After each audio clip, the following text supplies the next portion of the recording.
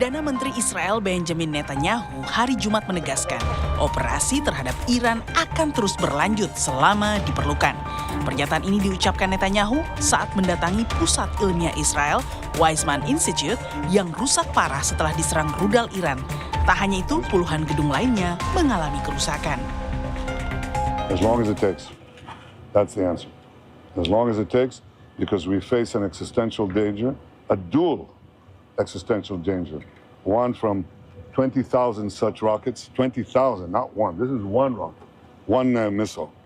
And the other is, of course, atomic bombs in the hands of this mad regime. Sebelumnya, di tengah memanasnya konflik antara Israel dan Iran, Presiden Amerika Serikat Donald Trump memperingatkan penduduk Iran untuk segera meninggalkan kota Teheran demi keselamatan mereka. Menurut Trump, para pemimpin Iran tidak bersedia untuk mendatangi kesepakatan nuklir dengan Amerika. Pihak berwenang Iran pun telah menutup wilayah udara sipil hingga pemberitahuan lebih lanjut karena serangan Israel. Yeah, I think it's safer. There's a lot of bad things happening. I think it's safer for them to evacuate. I don't know.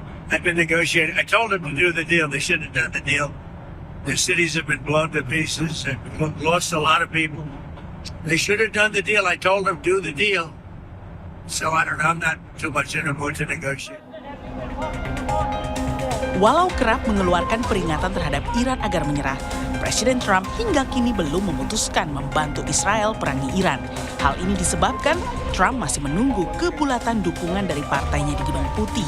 Selain itu, dalam kampanyenya, Trump sudah berjanji tak akan perang dengan negara manapun.